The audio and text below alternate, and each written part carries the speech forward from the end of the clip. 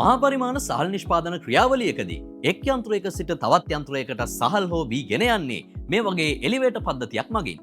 ඉතින් සූරියවැව අබේසේකර සහල් මෝලයේ එලිවේටර් පද්ධතිය මිලදී අරගෙන තියෙන්නේ මිලාන් ඇග්‍රිකල්චර් හෝල්ඩින්ග්ස් ආයතනය මගින්. ඉතින් එලිවේටර් පද්ධතිය භාවිතයේදී ඔයාලට තියෙන ප්‍රශ්නයක් වෙන්න පුළුවන් මේ එලිවේටර් පද්ධතිය හිර වෙන එක. ඉතින් මේ එලිවේටර් පද්ධතියේ ස්ප්‍රින්ග් ටොප් තාක්ෂණය භාවිතා කරලා තියෙන නිසා හිරවීමකින් තොරව ක්‍රියාත්මක වෙන්න පුළුවන්. ඉතින් මෙතනදී භාවිතා කරලා තියෙන W6 සහ W8 කියන එලිවේටර් පද්ධති දෙක.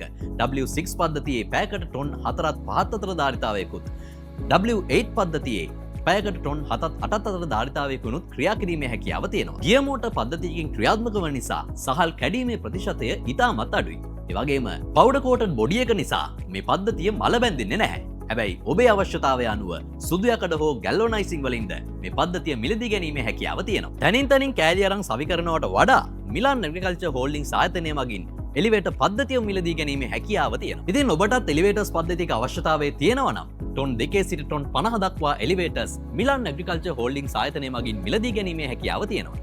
ඉතින් දැන්ම කතා කරන්න 074යි 312යි 312යි 6ට